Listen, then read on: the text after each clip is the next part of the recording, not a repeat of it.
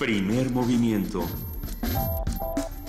Redes sociales. En Facebook como Primer Movimiento UNAM y en Twitter como PMovimiento, o escríbenos un correo a primermovimientounam@gmail.com. Hagamos comunidad. Son las 8 de la mañana con 5 minutos y seguimos aquí en la cabina de Primer Movimiento a través de radio y de TV UNAM hablando con el doctor Alfredo Ávila. Querido Alfredo, ¿en qué nos quedamos de esta conversación? Muy buenos días. Buenos días otra vez. El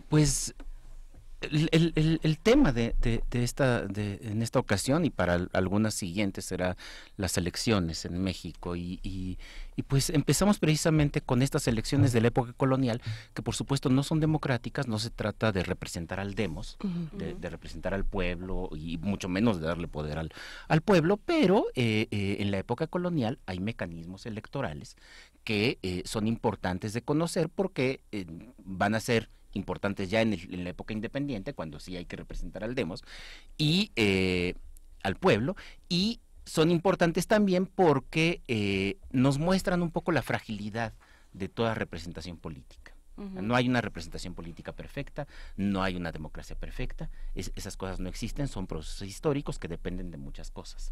Y lo que tenemos en la época colonial fundamentalmente es que hay una representación que busca ser unánime dentro de cada cuerpo, dentro de cada corporación.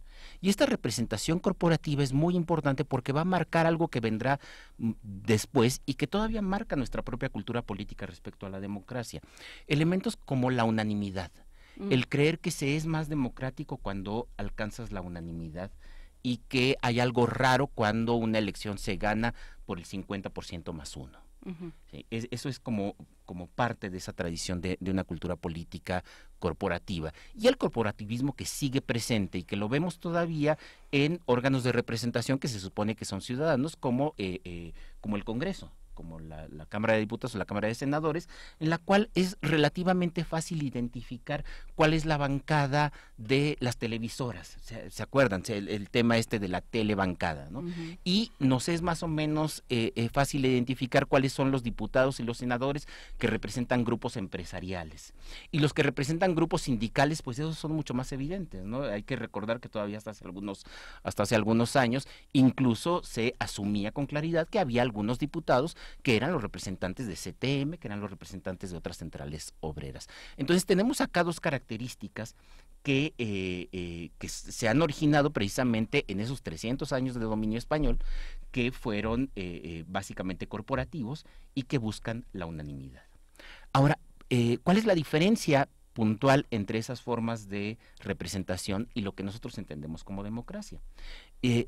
Cuando nosotros pensamos en la democracia, pensamos que el poder del pueblo se representa. Y en aquella época lo que se busca es tener más bien negociadores frente al poder. Entonces, las corporaciones, el consulado, la universidad, los gremios, los pueblos de indios, lo que buscaban era tener negociadores frente a la autoridad. Esto lo podemos ver claramente con las repúblicas de indios. Cuando las repúblicas de indios elegían a sus regidores, elegían a sus mayordomos, a sus alcaldes, no era para que estos pudieran libremente gobernarlos y por supuesto la elección tampoco es que el pueblo, la comunidad estuviera dándole poder a estas personas, porque una vez que estas personas son electas, son las autoridades del rey las que tienen que reconocer si la elección es correcta o es incorrecta. Y son las autoridades del rey, durante la mayor parte de la época colonial, los corregidores, los que entregan la vara de mando a las autoridades. Es decir, la vara de mando, el poder de la soberanía, no lo entrega la comunidad a sus gobernadores, sino que lo entrega el rey, un funcionario del rey, a los gobernadores que fueron electos por la comunidad. Entonces, esto nos da cuenta, primero, que el pueblo no es soberano en la época colonial, por supuesto, pero también nos da cuenta de que la función fundamental de las personas que son electas en los pueblos de indios era precisamente servir de intermediarios entre el poder del rey, el poder de sus funcionarios y la comunidad. No se trata de una elección en el sentido como nosotros lo entendemos. Y estas prácticas electorales se van combinando con muchos otros elementos. Por ejemplo, el tema que salió recientemente, hace unos meses, por lo que sucedía en Morena, el tema del sorteo. ¿Se acuerdan que Morena hace algunos meses propuso que algunos plurinominales serían sorteados, saldrían en la tómbola? Y si la vida es una tómbola, pues bueno, ya también que la política lo sea. Bueno, el sorteo también es una práctica de elegir representantes muy antigua. De hecho, si nos vamos, yo sé que ya es irse muy lejos, pero si nos vamos a Atenas, que además se supone que es la cuna de la democracia, pues bueno, en Atenas la única ocasión en la que los ciudadanos votaban era para sacar a alguien de la polis, el ostracismo, para expulsarlo. Y se llama ostracismo porque se votaba en pequeñas ostritas. Entonces, es la única vez en la que se vota. ¿Cómo se eligen entonces los demás funcionarios? Por sorteo. Por sorteo o por orden. ¿Sí? Ya te tocó a ti, ahora le toca al que tiene un año menos. Esas eran las formas de representación tradicionales y vean cómo no tienen nada que ver con el voto. Ahora, ¿qué importancia tiene esto? ¿Por qué es importante pensar en el sorteo? Porque cuando nosotros votamos, cuando nosotros elegimos en un sistema democrático, estamos dando nuestra voluntad a la persona que nosotros queremos. Cuando nosotros sorteamos, pues no estamos dando nuestra voluntad. Lo estamos dejando al azar. Es decir, simplemente queremos un representante, no queremos a alguien que tenga nuestro poder como ciudadanos. Y esto es algo que sucede también en la época colonial. En la época colonial hay muchas elecciones, llamémoslo así, que en realidad se deciden por sorteo o por orden. Ahora le tocó a un criollo, pues el próximo año le va a tocar a un español, el siguiente año le va a tocar a un vasco, el siguiente año le va a tocar a un montañés. Se van siempre sorteando y turnando los cargos representativos, lo cual nos da cuenta de que a nadie se le ocurría que aquello tenía que ser democrático y que aquello tenía que ser una decisión del pueblo o de la comunidad. Y esto es importante. Las elecciones no están vinculadas necesariamente con las prácticas democráticas. Son cosas diferentes. Sí, en otra participación hablaremos, espero, de en qué momento adquirimos la democracia como un sistema deseable, ¿no? Y qué implica eso también. Sí, y cómo muchas personas consideraron que no era deseable y presentaron buenos argumentos para favorecer eso. Este también es otro punto y muy importante, y lo dejaré, si ustedes quieren, para la semana siguiente.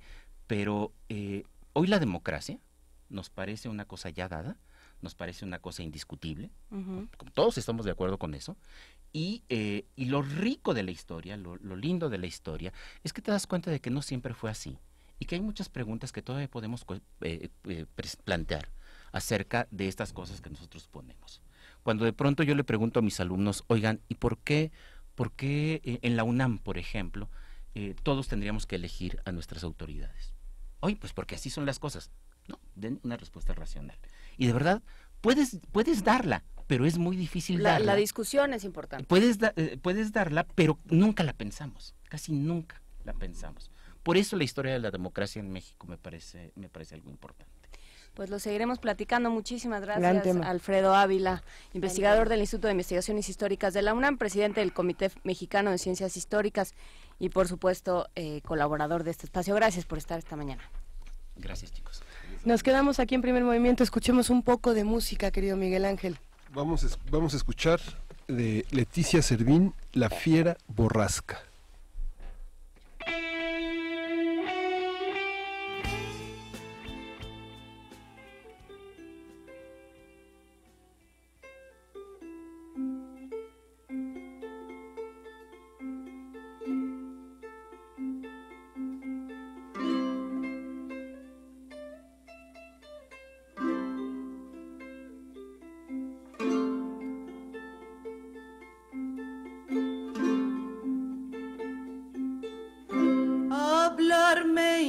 Mis ojos, y es que se anticipan ellos, viendo lo que he de decirte. A decirte lo primero, oye la elocuencia muda que hay en mi dolor sirviendo los suspiros de palabras, las lágrimas de conceptos. Mira la fiera borrasca que pasa en el mar del pecho, donde zozobran turbados mis confusos pensamientos. Ay, mi bien, ay, prenda mía, dulce fin de mis deseos, ¿por qué me llevas el alma dejándome el sentimiento?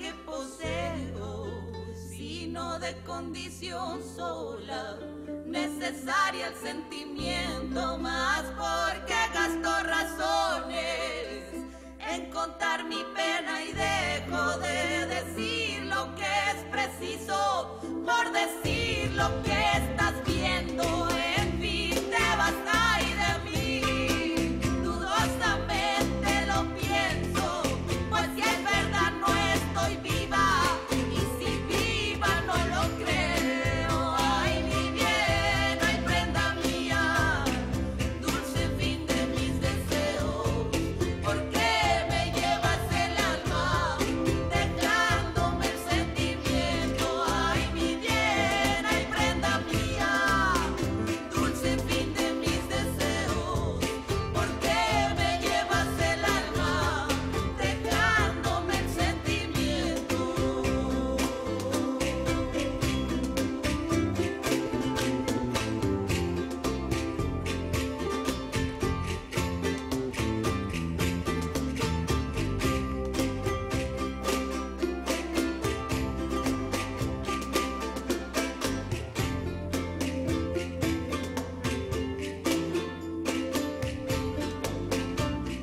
Y bueno, esto que estamos escuchando en este momento, lo que acabamos de escuchar es La Fiera Borrasca de Leticia Servín, esta cantautora que bueno, tiene muchos discos, es una mujer muy reconocida de Michoacán, Morelia, que por supuesto la recordarán a lo mejor por Taciturna o por el otro disco Gatos. Tenía un disco que a mí me gusta mucho, Sueño Rock, por ahí Flores, muchas producciones. En este caso tenemos este disco para regalar, nos lo mandó con mucho cariño y se lo vamos a regalar al primer radioescucha que nos llame. así al 55 36 43 39 y nos diga uno de los invitados de este disco. Este disco tiene una serie de invitados muy importantes, con que nos digan uno de los que aparece, y además lo pueden encontrar en cualquier parte, se lo llevan. El disco está bellísimo. Vamos a regalar otro disco de otra mujer que también es cantautora de otro género completamente diferente a lo largo del programa, así que estén pendientes porque hoy en Primer Movimiento hay muchos discos y notas nacionales.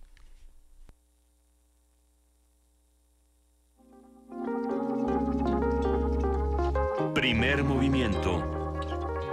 Hacemos comunidad.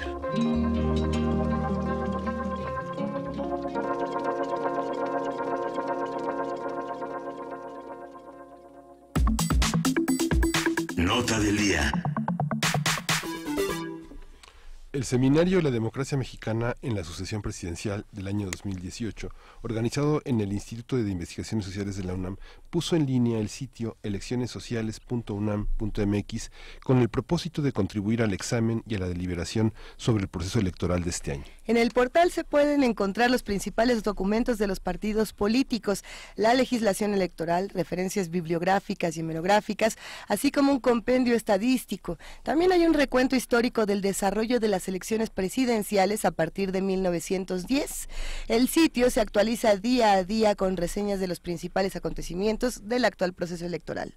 El objetivo del seminario es identificar y analizar las transformaciones en la actual coyuntura que se manifiestan en una intensa competencia asociada a cambios en las estrategias de los partidos políticos, una mayor diversificación de los actores involucrados y una creciente importancia de la actividad de las instituciones encargadas del proceso electoral. A partir de este seminario vamos a hablar sobre el papel de la academia en el proceso electoral, cuáles son sus alcances, sus responsabilidades y sus límites. Nos acompaña el doctor Álvaro Arreola Ayala. Él es investigador del Instituto de Investigaciones Sociales y coordinador del seminario La Democracia Mexicana en la Sucesión Presidencial del año 2018.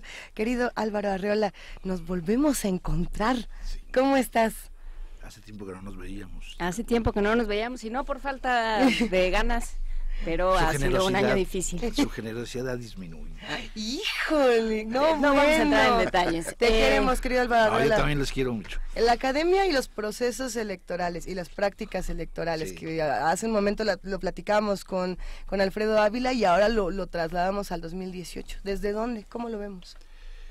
Pues primero yo creo que agradecer la invitación para platicar sobre este proyecto. Es un proyecto de investigación que yo coordino, en donde participan más o menos 14, 15 investigadores, unos de la universidad y otros fuera de la universidad. Nuestra última adquisición para este proyecto de investigación es la doctora Jacqueline Pechard, que se une a gente como Leonardo Lomelí, José Woldenberg, Jesús Orozco, Francisco Paoli, Rosa María Meirón Lince, Rodolfo Terrazas, Carolina Gilas, Janet Trejo y particularmente Raúl Trejo del Arbre.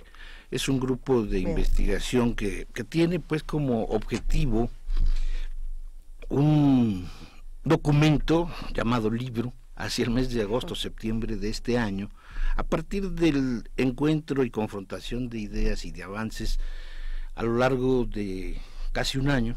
Empezamos desde septiembre y culminaremos también precisamente en agosto-septiembre, cuando haya una definición por parte del tribunal hacia la candidatura triunfadora en la elección presidencial.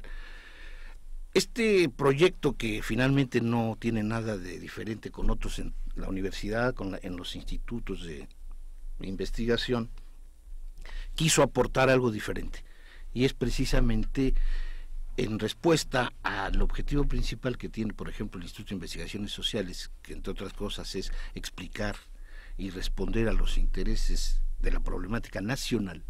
Pues quisimos colaborar con algo que es fundamental, un sitio como este, en donde refleje sobre todo lo que hoy para los jóvenes pareciera ser algo muy fácil de entender: la información electoral que aparece en muchas plataformas institucionales, partidistas, y dentro de la propia universidad hay dos o tres dependencias universitarias que igualmente están colaborando con esto. Lo que es lo novedoso es de que si un joven nació en el 88, por ejemplo, ¿sí? Okay. Deberíamos ya no es tan joven. Ya no es tan joven, pero deberíamos de explicarle, sí, que para conseguir la información electoral en este país, de 1982 para atrás, es imposible. La información electoral en México siempre se ocultó hasta la gran reforma de 1977. Si uno quiere rastrear datos electorales en los años 70, 60, pues se enfrenta a un panorama verdaderamente paranoico. No existen la información. O sea, si uno es investigador y especialista, historiador, bueno, pues uno acude a los diarios de debates de la Cámara de Senadores y de la Cámara de Diputados para conocer los resultados que ahí, cuando se autocalificaba la elección, pues se registran en los diarios de debates. Y en los diarios de debates habrá algunos distritos, habrá alguna entidad en donde los diputados minuciosos quisieron registrar cada uno de los porcentajes de los votos totales que obtuvo de X candidato. Pero hay otros entidades y otros distritos electorales en donde simplemente se dijo, ganó el fulano de tal, y ya, punto, se acabó y no hay más. Quien quiera rastrear la información electoral en México del 1988 para atrás va a estar tener que encaminarse hacia los archivos especializados. Pero ¿quién es una tarea muy dura, muy ardua. Pero ¿quién es el sujeto obligado a dar cuenta de eso? Digamos, como entendemos, sujeto obligado. De acuerdo con la Constitución, obviamente, que son las propias instituciones. En este caso lo fue la Secretaría de Gobernación, como lo puede ser el Tribunal y el Instituto Nacional Electoral. Pero recordemos que la reforma constitucional del artículo 6, en cuanto a la máxima publicidad que tienen que dar todas las dependencias que utilizan recursos públicos, y en este caso, en tratándose de las cifras electorales, bueno, pues lo obliga desde 2014. A partir del 2014, ahora sí no hay ningún obstáculo que las propias dependencias antepongan para difundir todo ese icono de la información. Pero bueno, el sitio que quiere hacer, pues el sitio quiere proporcionarle a los ciudadanos, sobre todo, no a los especialistas, porque finalmente creo que conocen los caminos y las dificultades para adquirir información electoral, pero sí para los ciudadanos. Hoy nadie puede negarlo, que las tecnologías son caras, pero casi es de fácil acceso para que en las familias al menos alguien tenga la posibilidad de ingresar a Internet. Entonces el Internet es una fórmula mágica. Después de la creación del libro, creo que no hay en la historia universal de la humanidad algo más trascendente que el Internet. Claro. Y esto está cambiando y modificando todo. Y creo que precisamente nosotros no estamos sugiriendo nada novedosísimo, sino simplemente utilizar lo que hoy da la proporción de la tecnología. ¿Para qué? Pues para informar. La responsabilidad de la Universidad Nacional Autónoma de México es enorme, como ustedes lo hacen diariamente. Informar, tratar de ser más objetivos, buscar la racionalidad a la hora de las decisiones, y en este caso nosotros, además de contribuir posiblemente con un libro bueno o malo, quisimos también colaborar y cooperar con información que es pública, pero una información que obviamente sabemos que ingresar al tribunal o al INE o a los institutos electorales locales y para conocer el renglón de resultados finales es una pérdida de tiempo enorme. Pues, ¿qué quisimos hacer? Con un departamento de cómputo que tiene el Instituto de Investigaciones Sociales de muy alto nivel, dijimos, vamos a ofrecer una serie de cápsulas en donde se pueda recorrer rápidamente cómo fue cada una de las elecciones y quién ganó. Hubo partidos políticos, ahí están registrados. Históricamente, cuáles han sido las votaciones más importantes o que se pueden subrayar a la hora de revisar ese panorama histórico.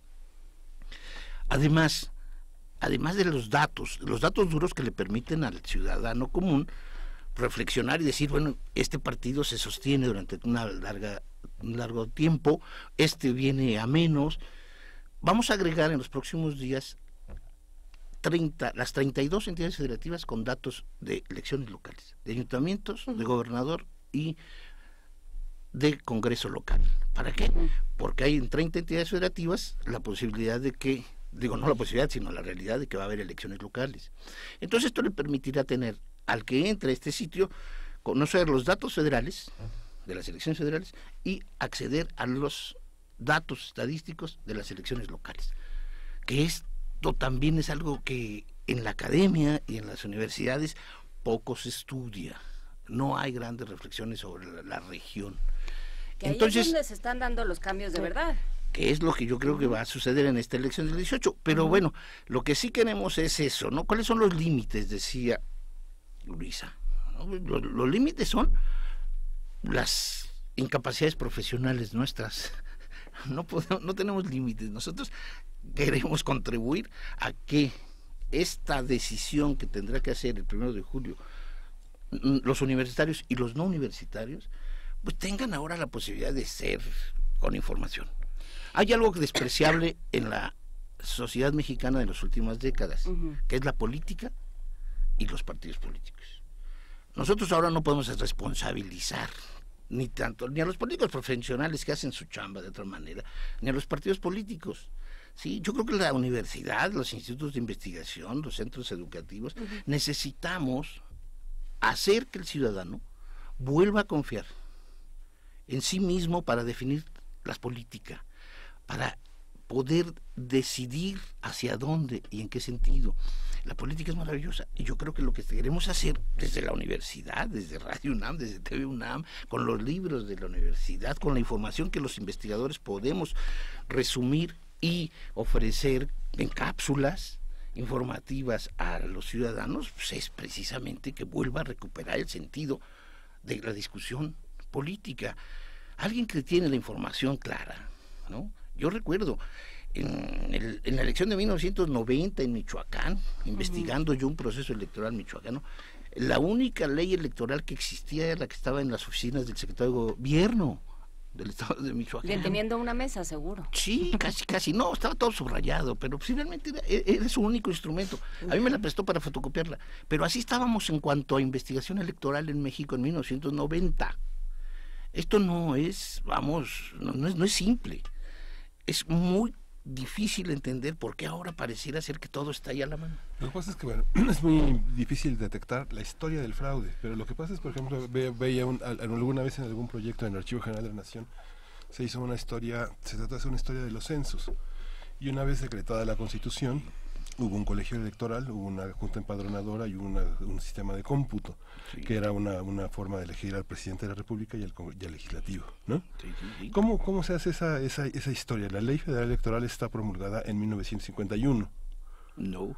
¿No? No, el siglo XX, precisamente una de las cosas que yo hubiera discutido con Ávila es el sentido que se le quiere dar sobre todo a la discusión democrática de las elecciones. Las elecciones mexicanas realmente definitorias de la orientación del poder político es el siglo XX. ¿No? Pero la primera ley electoral federal es la que impulsa el único ínclito demócrata de este país en más de 100 años, ¿no? Francisco I. Madero. 1912 aparece la ley electoral federal.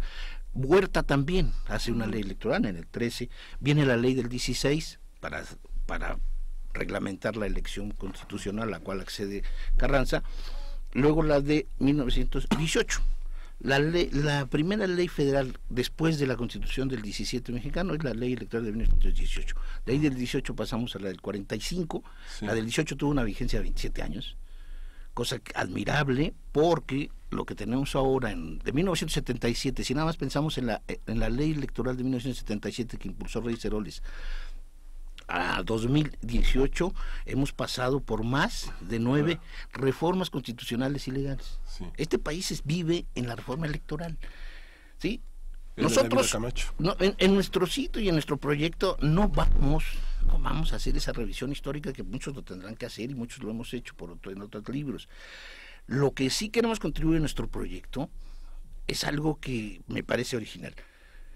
¿Cómo está la democracia mexicana en el 2018? En el terreno de los jóvenes, en el terreno de las mujeres. La cuestión del género es muy, muy importante. Para quien nos escucha, tiene que valorar algo fundamental y por eso las elecciones también son importantes, y más que importantes.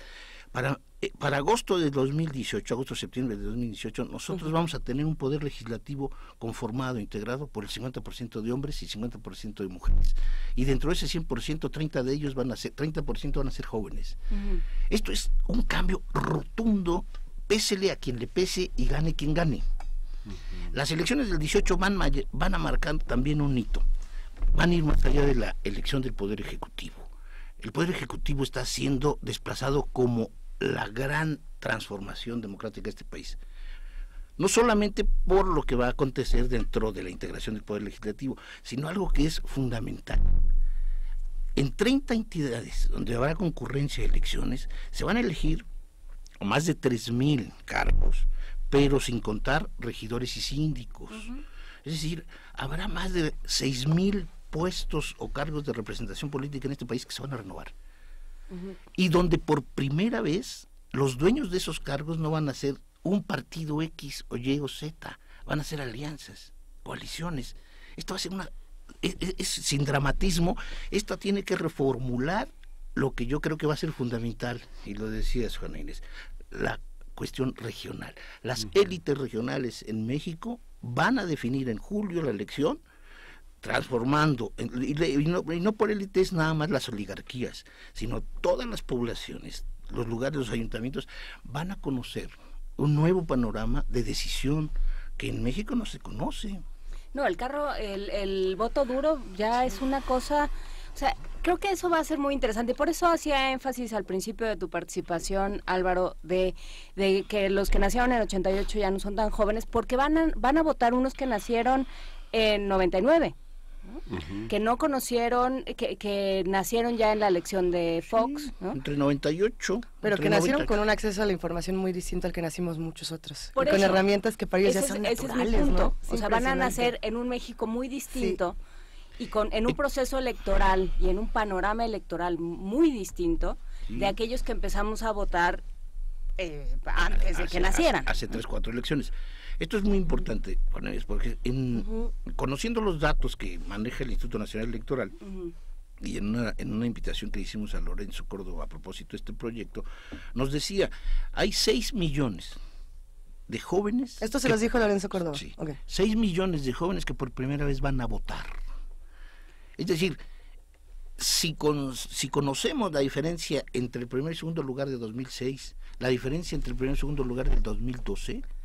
6 millones es una catapulta. A ver, pero un momento. ¿Puede definir una elección? Sí, pero también no sabemos si van a votar. Exactamente, porque lo que sí se tenía de esta información es que la mayoría de estos jóvenes no querían votar y no estaban interesados en la política, por lo menos hasta hace un añito. A lo mejor ahora es una discusión que acercamos. Por ejemplo, en el proyecto una investigadora del ISUE, Janet Trejo, es la que se va a encargar de resolvernos, al menos desde la comprensión teórica, el problema de la participación juvenil. ¿Dónde están? Nosotros tenemos un antecedente, 1985, por ejemplo.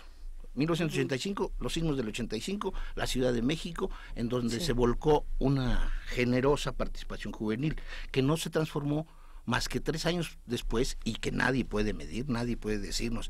Los jóvenes que participaron generosamente en el 85, acarreando, llevando, ayudando, ¿votaron por el Frente Democrático Nacional en el 88? No, nadie. Sería una tontería decirlo. No, nadie tiene registrado eso.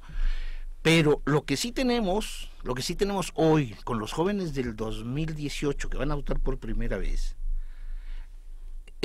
hace 4 o 5 meses, septiembre del 2017, se volcó otra vez en Morelos, en Oaxaca, en el Estado de México, en la Ciudad de México, una enorme energía juvenil, y todo el mundo irradió felicidad por ver a los jóvenes por allí participando. ¿Crees que vaya a ser tienen el reto?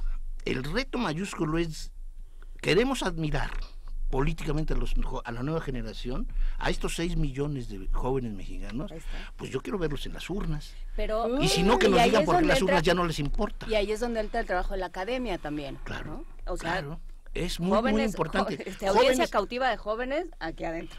Pero Luisa dice, hoy los jóvenes de hoy tienen la posibilidad de acceder ¿dónde están? En 10 segundos en la Constitución, en otros 20 segundos en los datos finales. Pero ¿dónde están? ¿Quiénes son?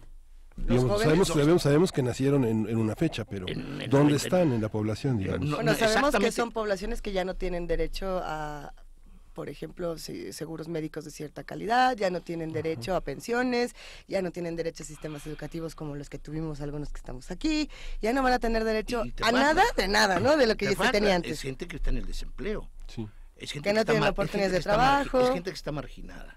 Y que luego les preguntan por qué son apolíticos, ¿verdad? Ponemos a universitarios jóvenes, sí, pues en las preparatorias y en los primeros semestres de la universidad, a nivel licenciatura. Sí. Digo, no que los de doctorado no sean jóvenes, siguen siendo igualmente jóvenes, pero los que van a votar por primera vez sí es importante. Con 18 años. Y es posiblemente una de los sectores sociales más frágiles, más frágiles. Y esto es lo que yo creo que sí tenemos que ayudar a ellos y a todos los demás.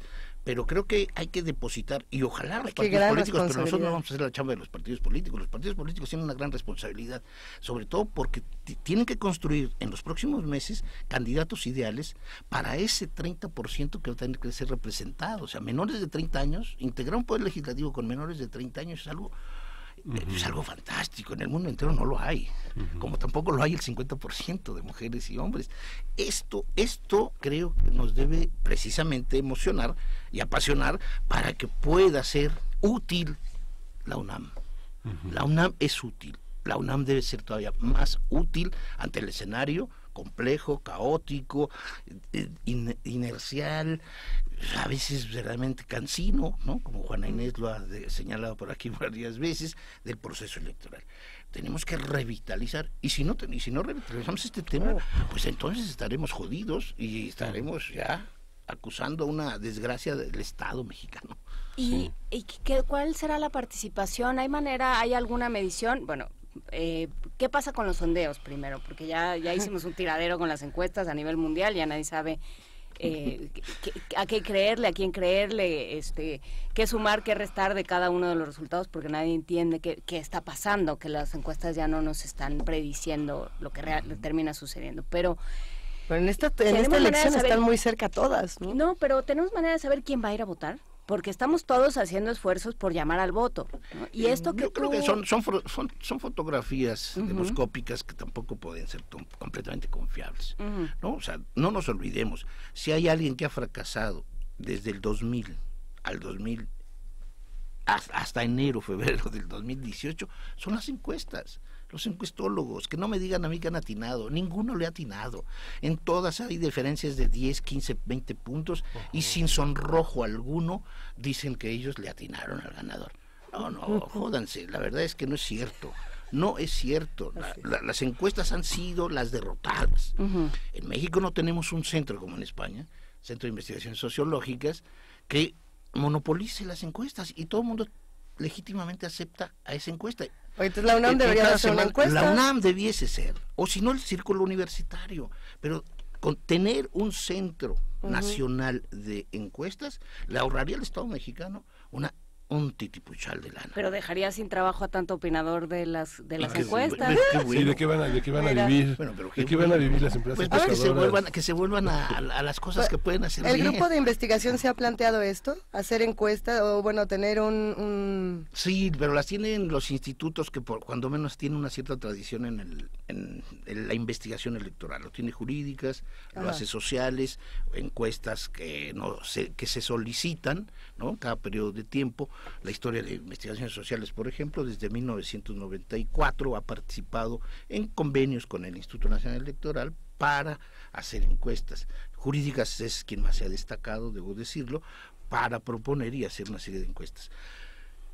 Pero creo que nos hemos estado equivocando. Desde la universidad y desde la academia, yo le diría al rector, señor rector, tiene usted que construir ya un centro de encuesta nacional que le permita a los gobiernos locales, estatales y federal poder definir políticas públicas, que les permita a los mexicanos conocer los jóvenes de Michoacán que cultivan o que trabajan en las zonas aguacateras, cuál es la orientación del voto. Hay estudios en América Latina interesantísimas para saber cómo las zonas que producen jitomate, hacia dónde orientan su voto, a qué tipo de partidos. En México no sabemos, y todos creemos, por ejemplo, que en el sector indígena va a votar por alguien en particular. Yo no lo creo, ni se da. No sabemos cómo voten los jóvenes del norte y los jóvenes del sur. Decimos es que son de derecha, o sea, tienden más hacia la izquierda. Y bueno, después de la participación de izquierda en el Istmo de Tehuantepec de los años 80, pues ya no ha ganado la izquierda. Entonces, no conocemos. O sea, ese tipo de estudios debiese concentrarse en las universidades estatales o en la Universidad Nacional. Sí. creo que podemos hacer frente a este grado enorme de corruptela que se presenta desde el 2000 con estas encuestadoras que hacen trabajos a cambio de una remuneración. ¿Cuántos puntos quieres llevar adelante? Sí. ¿Cuántos puntos quieres que tu cercano segundo lugar esté? Las encuestas han sido, que me disculpen, tengo conocidos en ellos, y la verdad es que no han ayudado a prestigiar la democracia mexicana. Y estamos además en una elección donde las encuestas van a ser fundamentales. Sí. Porque nosotros en el sitio hemos puesto todas las que hasta ahora aparecen. Y bueno, pues, yo no diría otra cosa más que invitar a la gente que las vea. ¿Y quién va ganando? Pues esas son las encuestas las que dicen quién va ganando, al menos hasta febrero. No hay otro. Pues, vamos cerrando, Álvaro Arriola, el Voldemort. A ver, ¿qué va a pasar? ¿Qué podemos esperar también de todas estas investigaciones? ¿Cómo podemos acceder? ¿En qué reflexiones finales nos quedamos? Dínoslo todo. Bueno, nosotros lo que queremos hacer es precisamente tener este sitio y poco a poco dar los avances, ¿no? El seminario que tenemos cada mes es precisamente para confrontarnos con una serie de autoridades electorales y entre nosotros mismos para identificar problemáticas que podamos ayudar a reconstruir en México. El próximo, por ejemplo, un comercial, nuestro seminario, la próxima reunión que tenemos hacia el viernes 23 de este mes es para escuchar a uno de nuestros investigadores, Luis Eduardo Medina, que nos va a hablar sobre las candidaturas alternativas y lo relativo o funcional o determinante que puede ser las candidaturas independientes, ¿no? Que es un gran tema, para muchos. Para mí no tanto, pero creo que el proyecto de la democracia debe de construir una visión teórica que nos acerque precisamente para ver si este futuro, porque yo creo que otra de las cosas del 18 que va a marcar y va a definir a partir del 2021 y 24, yo creo que sí, este país va hacia el bipartidismo y sin PRI, sin PAN, sin PRD, sin Morena. Yo creo que vamos a tener la posibilidad de ver cómo se reconstruye el subsistema de partidos en México después de esta elección, por las alianzas, por las coaliciones y por lo que vemos, por las evidencias empíricas que tenemos de los candidatos que hoy ilustran el escenario de la elección presidencial, en donde ya el pragmatismo está definiendo, ¿no?, toda la posibilidad de derrota o triunfo. Mientras más uno, pareciera ser que reflejo mejor la posibilidad de victoria. Mientras más me peleo internamente, está la debilidad. Pero creo que por ahí, y nosotros vamos a alimentar eso, con pequeños avances. Ahí vamos a subir un próximo trabajo de Raúl Trejo también sobre las candidaturas independientes. Ya le pedimos a los que están colaborando, ¿no?, por ejemplo, al secretario general de la UNAM, que forma parte del proyecto, nos va a hacer una descripción de la economía en el momento presidencial, en el momento de la elección presidencial, no necesariamente histórica, sino lo que está ocurriendo, ¿no? Y para todos es muy importante finalmente en relación con los Estados Unidos qué está pasando con la economía, y así, pequeños avances, y lo que sí prometemos, y ojalá cumplamos, ¿no?, es tener... Nos lo firmas y nos lo cumplas. Es que no depende también solo de mí, sino que creo que tener en agosto, septiembre, el primer libro sobre la democracia mexicana en la sucesión presidencial del 18. Pues lo estaremos platicando. Qué bueno que ya regresaste a este país. No te invitamos porque no estás. Te queremos, Álvaro Arriola. Regresaste, Álvaro Arriola, y se quedan muchas preguntas muy interesantes. Habremos de hablar de pragmatismo, habremos de hablar de qué pasa con estos jóvenes. Ojalá te quedes cerca de esta cabina en los próximos meses. No aquí necesariamente. Aquí junto. Traigo un colchón. Perfecto. La colchoneta, aquí nos acomodamos entre todos. Gracias, Álvaro Arriola. Esta conversación llega a su fin con un estreno musical. Justamente hace un par de días apareció la última canción de A Perfect Circle, la banda de Maynard Keenan, de Tiggy Ramírez, de James Iha. ¿Quién más está? Está la bajista de Hole, si no me equivoco. En un momento revisamos un poco más. Y la canción viene a cuento con el tema de hoy porque es seguir discutiendo, seguir hablando. Así que de A Perfect Circle, Talk Talk.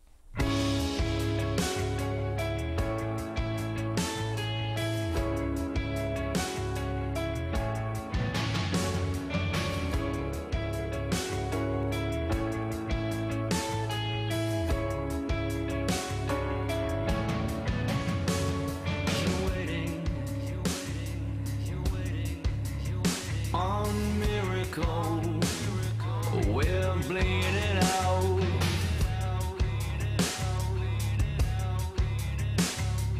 Thoughts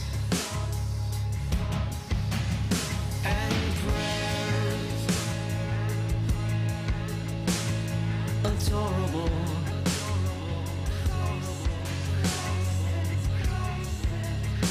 Like cake in a crisis,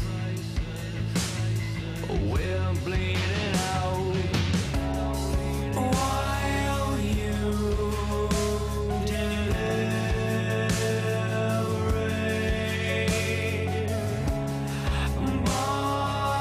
bodies accumulate.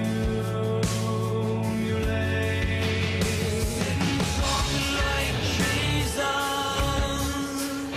Try walking like Jesus. Sit and talk like Jesus. Talk like Jesus. Talk, talk, talk, talk. Just a thought ahead of my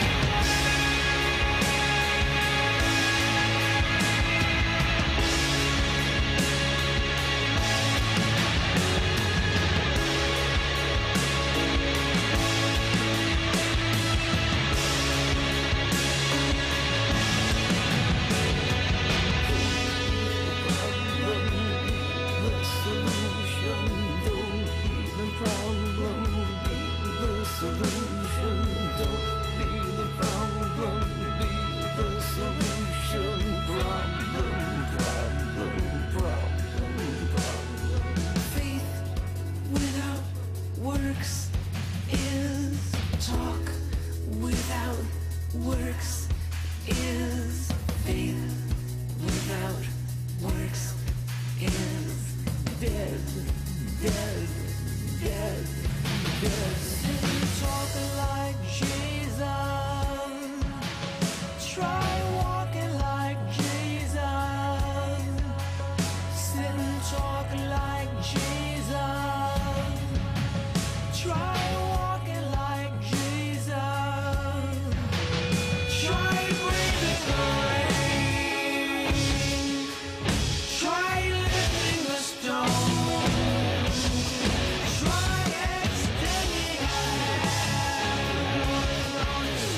Try walking your talk or get the fuck out of my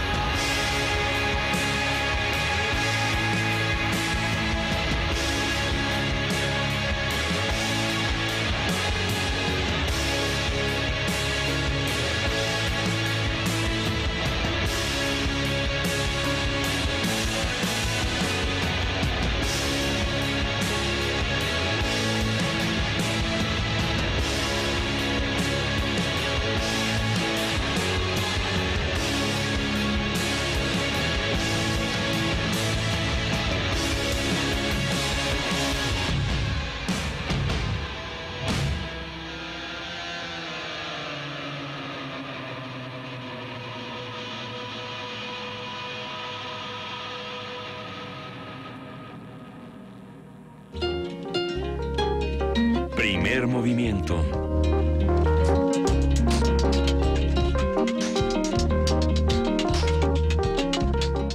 Pues les contamos, no solamente estamos escuchando estrenos aquí en Radio UNAM, ya escuchamos el estreno de Leticia Servín y también el de A Perfect Circle, pero hablaron muchísimos radioescuchas que hacen comunidad con nosotros, Miguel Ángel, y nos dijeron, oigan, ¿no les queda otro disco por ahí?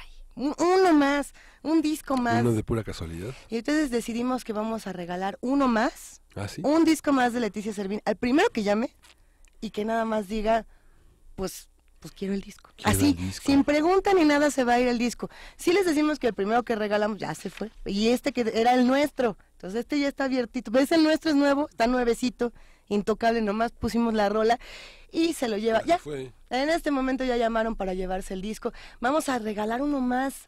¿Se podrá regalar el que viene ya de una buena querida Frida Saldívar o todavía no?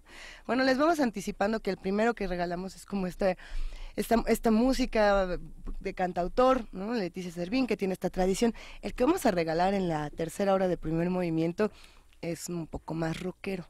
Y no me refiero a rockero nomás, porque sí, es una de las mujeres que ha formado la historia del rock mexicano en iba a decir mexicano en nuestro país, ¿no? Pero pues podría ser mexicano en otro país. ¿Hay mucho rock mexicano en Estados Unidos, por ejemplo? Esta mujer en particular ha viajado mucho a Estados Unidos, tiene una agrupación que ha cambiado, todavía ya lo podemos regalar de una buena, no, ¿saben qué?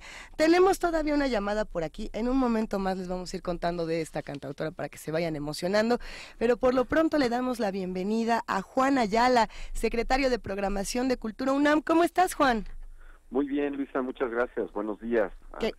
Aquí encantado de estar con ustedes, con todo el auditorio. Hombre, nosotros más contentos, querido Juan. Cuéntanos un poco del Premio Internacional de Dirección de Orquesta OFUNAM. Bueno, pues este premio es una nueva iniciativa de Cultura UNAM que en realidad pues retomamos de un antecedente importante. Este premio se llevó a cabo hace algunos años en 4 ediciones con el título de Premio Internacional de Eduardo Mata de Dirección de Orquesta.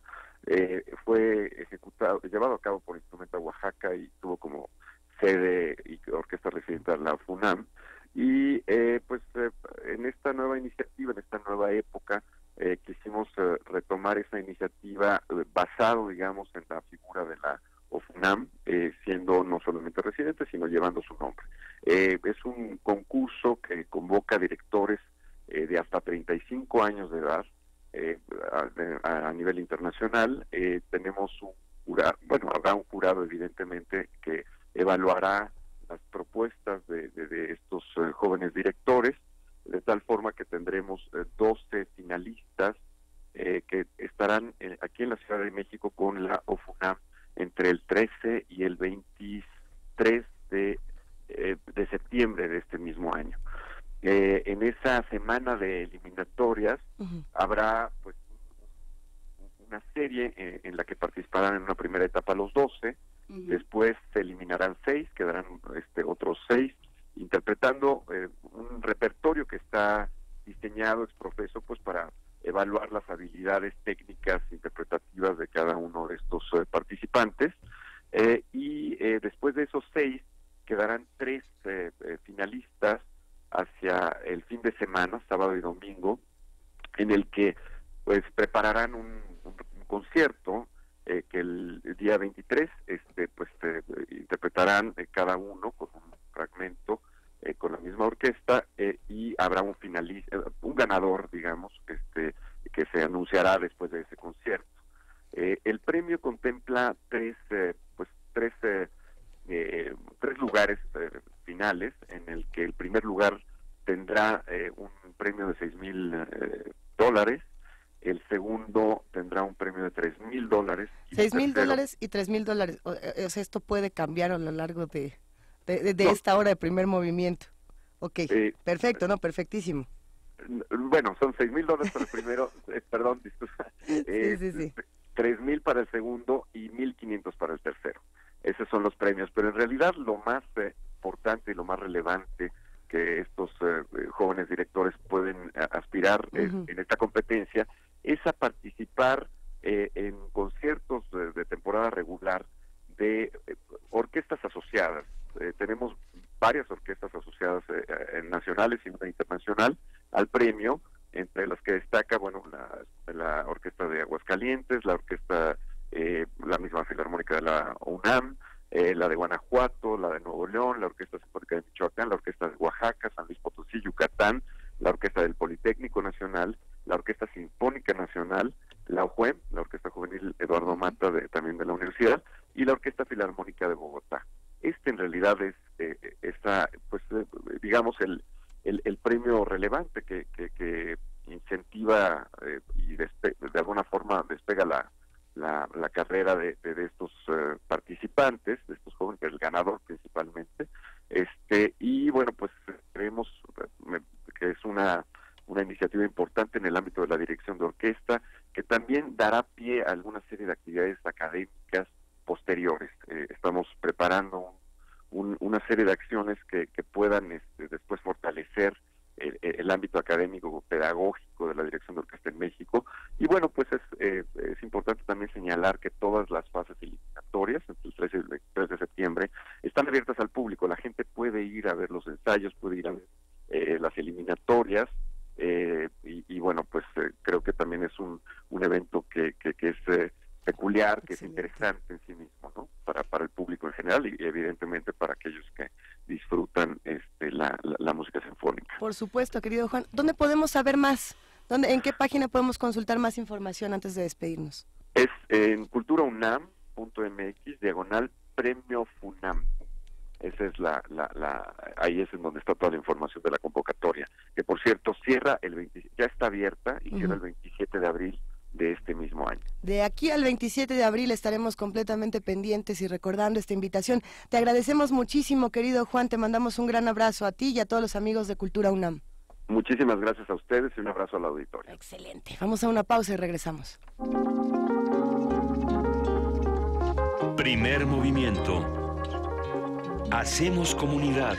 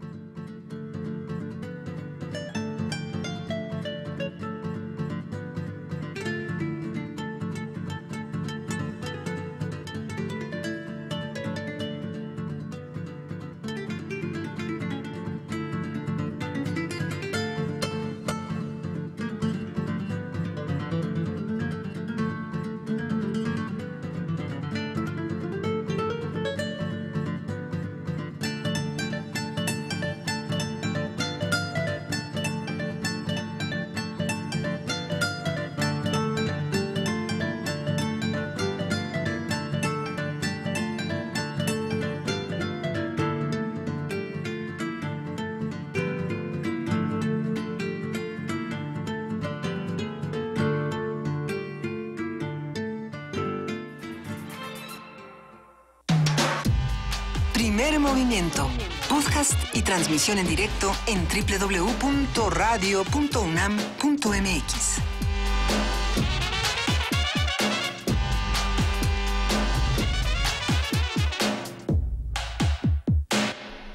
Son en este momento las 9 de la mañana con 6 minutos. Gracias a todos los que nos escriben, a los que nos han llamado al 55 36 43 39.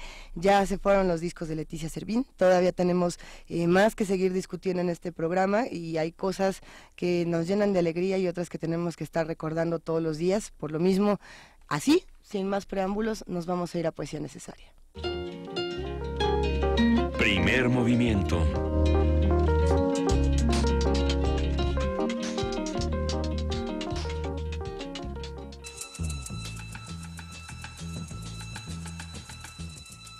Es hora de Poesía Necesaria.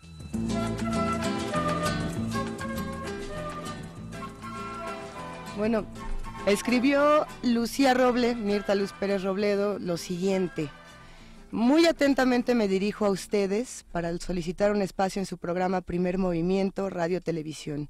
Para este poema, el cual nos envía, que en razón del aniversario del nacimiento de mi hija, Nadia Dominique Vera Pérez, he escrito para celebrar su vida, quien nació el 8 de febrero de 1983. Ella, junto con Rubén Espinosa, Mile, Yesenia, Alejandra, fue asesinada el 31 de julio de 2015 en la calle Luz Aviñón en la colonia Narvarte. Escribí en la página de Facebook y me han dado esta dirección de correo. Agradezco la atención y diré que disfruto mucho el programa. Bueno, vamos a compartir, por supuesto, el poema que nos envía. Para la doncella de ondas que te has vuelto, Nadia Dominique, para celebrar tu vida en el aniversario de tu nacimiento, de Mirta Luz Pérez Robledo.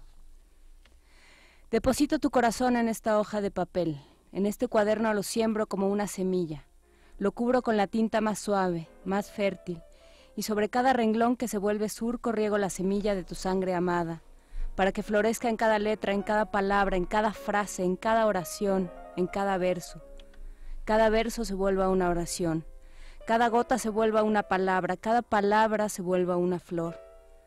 Unas palabras tengan el color de tu sangre, otras palabras tengan el color de tus ojos. Algunas palabras sean como tus dientes, como tus cabellos, como tu mirada. Como tus manos sean las palabras, palabras tenga el color de tus venas. El color azul sea una palabra que amenice el amarillo, sea una pradera de palabras. Lila sea una palabra que florezca en los renglones del cuaderno. Y fluya el rojo de la sangre sobre la superficie de la hoja, como si brotaran amapolas a su paso. Hayan palabras duras como tus dientes, como tus cabellos onduladas, palabras sean suaves como tus venas, sean las palabras rítmicas como tu corazón latiendo, abiertas palabras amorosas como las aves de tus manos, afanosas lucérnulas entre la hierba, noctivagas flores se abren en medio de la noche, diminutas como el lunar de tu mejilla, insecto azul metálico se pose entre los pétalos de una florecilla de la nimia pradera urbana, caracol que repta sobre la superficie de una ancha hoja de papel, pájaro que picotea al azar las plantas del jardín, flor de azar abriéndose a la luz. Es del poemario La muerte no es todavía una fiesta.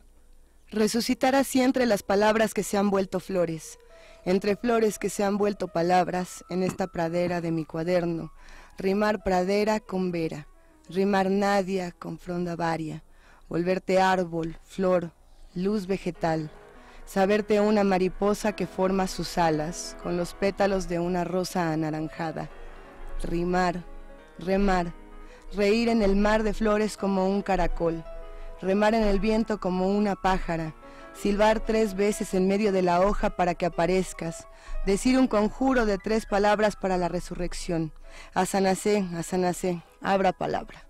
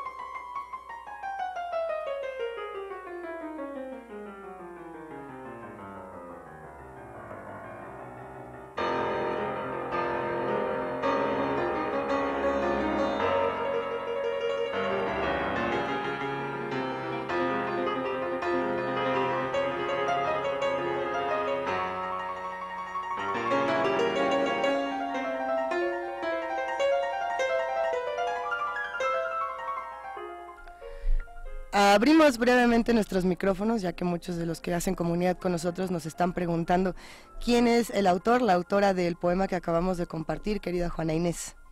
Es Mirta Luz Pérez Robledo y el poema está dedicado a Nadia Vera, esta muchacha que es su hija y es esta muchacha que murió con Rubén Figueroa y con otras 2 personas más hace ya 3 años, ya casi 3 años. Que fue asesinada hace un par de años.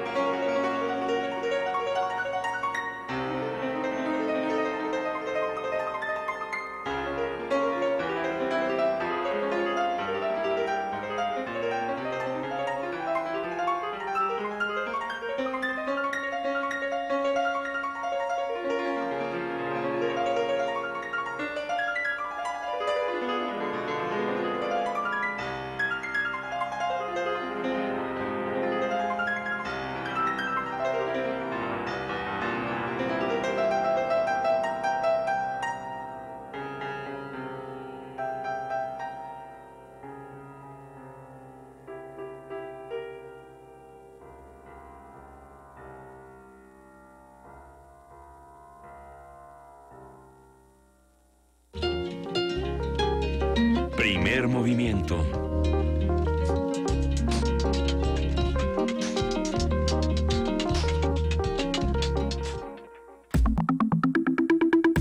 La mesa del día. Y los jueves se vuelven jueves cuando el doctor Alberto Betancourt, doctor en Historia, profesor de la Facultad de Filosofía y Letras de la UNAM y coordinador del Observatorio del G20 de la misma facultad, se manifiesta en esta su cabina de Radio UNAM. ¿Cómo estás, querido Alberto Betancourt? Bien, siempre con mucho gusto de saludarte, de saludar a Juana Inés, a Miguel Ángel, que supongo se incorporará en algunos segundos más. En un instante. Y a todos nuestros amigos de la producción y que nos hacen favor de hacer comunidad con nosotros. Una entrada muy emotiva para esta participación, querido Alberto Betancourt. Vamos a hacer un salto de lo que ha ocurrido en nuestro país en los últimos años a lo que ocurre, por ejemplo, en Davos este año. Sí, yo quería proponerles que habláramos de uno de los clubes más selectos del mundo. El gran historiador Eric Hobsbawm solía decir que el club es una forma de organización muy británica que reúne a un grupo de personas que disfrutan, entre otras cosas, de la sensación de exclusividad porque solamente puedes participar de sus actividades si eres miembro del club. Si perteneces al club, ajá. Y el Foro Económico Mundial, que acaba de celebrar su reunión anual, una de sus reuniones anuales, la más importante y la más visible de todas, que se realiza en Davos, Suiza, y que en esta ocasión se efectúa en la 3ª semana de enero, pues el Foro Económico Mundial es una organización no gubernamental, yo no lo sabía, que pide solamente un requisito para poder ser miembro de ella: tener una empresa de más de $1,000 millones. Es el único requisito que ellos piden para poder ser parte de su ONG, y en ese selecto club global, los dueños de las empresas más grandes del mundo convocan anualmente a los jefes de Estado, a los académicos, a algunos artistas, a personalidades, e intentan persuadirlos, o podríamos decir, intentan hechizarlos bajo el embrujo del punto de vista empresarial respecto a la necesidad de crear un mundo proempresarial en el que las instituciones multilaterales, los estados nacionales, los gremios profesionales, las comunidades científicas y los artistas se subordinen a la lógica de los negocios transnacionales. Es tal la preeminencia económica que rige esa reunión que hasta las figuras de Donald Trump y de Xi Jinping se ven pequeñas en medio de ese tumulto empresarial. Es una reunión de los grandes empresarios del mundo. A Donald Trump nunca le habían invitado y era su momento de brillar en ese club que nunca lo había admitido. Así es. Ahora pues tuvieron que admitirlo por ser el presidente de los Estados Unidos. Y vamos a hablar al final de mi intervención justamente de lo que significó su participación, que deja muchas dudas respecto a lo que está pasando en el mundo. Pero por lo pronto lo que podemos decir es que los resplandores de la reunión celebrada en Davos, Suiza, intentan siempre engatusar a la población mundial con lo que podríamos llamar una especie de maquinaria de producción de pseudo verdades científicas y de falsos consensos políticos. Es decir, normalmente lo que ocurre en Davos, Suiza, es que pues los grandes empresarios, los dueños del mundo, convocan a políticos, artistas, a científicos, de alguna manera imponen el punto de vista empresarial y producen una serie de, digo yo, pseudo verdades, en el sentido de que no son propiamente resultados de una investigación académica rigurosa, autónoma, independiente, crítica, con los parámetros que implica la vida académica. En la vida académica tú tienes que someterte a pares y estar dispuesto a una discusión. Lo que ocurre en Davos en realidad es que invitan a ciertos académicos que defienden ciertas posiciones y cuya opinión pues normalmente está muy condicionada. Por supuesto, sería muy arrogante de mi parte creer que también una reunión que agrupa a 4,000 personas, entre las que existen pues políticos avesados, académicos, etcétera, tampoco tenga nada interesante que decir. No es lo que yo estoy tratando de afirmar. Lo que estoy diciendo es que no es un espacio académico y confiable, en el sentido de que las afirmaciones que ahí se pasen por controles mínimamente académicos, y sin embargo tiene una gran capacidad de imponer paradigmas. Es decir, es muy fácil que lo que se dice en Davos se convierta en una idea. Yo diría, Davos es una gran maquinaria de producción del sentido común empresarial. Y decía yo que también es una maquinaria de producción de falsos consensos, porque también un fenómeno que ocurre es que de alguna manera sustituye a las instancias multilaterales, las digamos sobrepasa, discute ideas sobre muy diversos ámbitos y después trata de que eso se cuele ya como un acuerdo previamente tomado a las instituciones multilaterales. ¿Quiénes integran el Foro Económico Mundial? Voy a poner un ejemplo. Se trata del empresario indio Mukesh Ambani, quien es director ejecutivo y cabeza de la poderosa Reliance Industries, petrolera y refinadora, quizá no tan conocida en México, pero es una de las petroleras más poderosas del mundo, y una industria química que controla el área de la refinación de petróleo. Este ejecutivo también dirige, mira, aquí es donde yo veo que la cosa se pone interesante, la Fundación Interpol. La Fundación Interpol ayuda a esta instancia policíaca a utilizar sistemas de información para mejorar la seguridad mundial, optimizar los sistemas de control, reducir la movilidad de las fronteras, vigilar inteligentemente a los medios de comunicación e integrar unidades de inteligencia financiera como la que existe, por ejemplo, en la Secretaría de Hacienda, que por cierto, ahora cuando escucho al precandidato del PRI hablar sobre la necesidad de golpear a los carteles, utilizando la inteligencia, pues me pregunto qué pasó durante su paso en Hacienda, porque él encabezaba esta institución que tiene, entre otras cosas, la instancia de inteligencia financiera. Entonces, Mukesh Ambani es un ejemplo de cómo estos grandes empresarios que están metidos, por ejemplo, en la producción de software para fines de inteligencia. Yo cuando leí vigilancia inteligente a los medios de comunicación, claro, ellos están hablando del combate al terrorismo, digamos. Esa es la figura con la cual se legitima este continuo monitoreo de los medios para ver quién está irrumpiendo y tratando de romper este sentido común empresarial. ¿Querías decir algo, Lizeth, o no?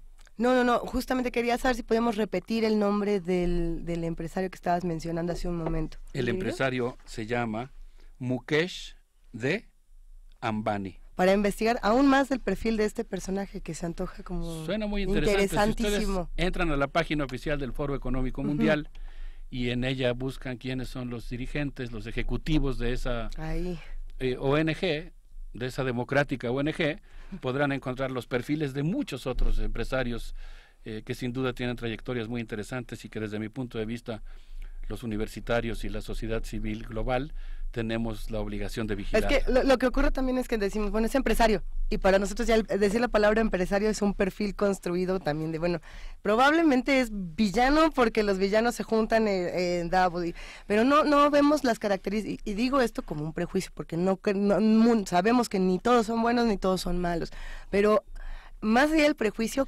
¿Qué vuelve interesantes estas figuras? ¿De dónde vienen? ¿Qué han hecho? La imposición de paradigmas. Antes de ser empresarios, ¿cómo construyen?